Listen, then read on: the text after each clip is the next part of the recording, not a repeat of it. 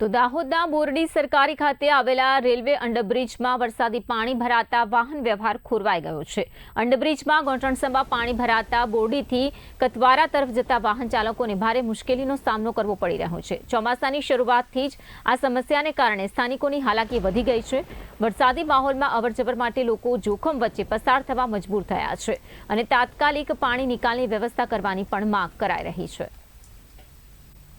બોરડી સરકારી કરમચંદ ખેડા ફળિયા પછી માળ ફળિયા સરવાડિયા અહીંથી મેન રસ્તો જે બોરડીથી નીકળે એ અંડરગ્રાઉન્ડ નાળા સ્વરૂપે જે બનાવેલો રસ્તો છે અને ચોમાસાની અંદર એટલી બધી તકલીફ પડે છે એ તમે સ્વયં પોતે જોઈ રહ્યા છો કે કેટલું પાણી છે અંદર।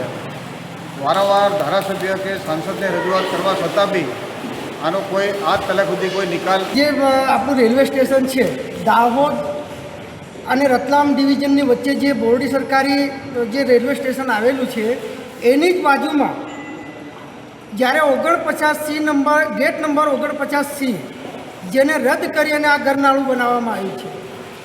જ્યારે આ ગરનાળું બનાવવામાં આવ્યું ત્યારે આ કરોડોના ખર્ચે અને પ્રજાના ટેક્સના પૈસાથી આ ગરનાળું બનાવવામાં આવ્યું છે।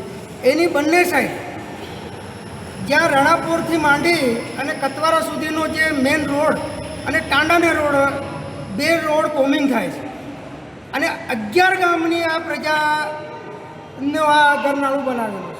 હવે 11 ગામની પ્રજાને આજે સુખાકારી માટે જ આ પ્રજાના ટેક્સમાંથી આ ગરનાળું બનાવ્યું।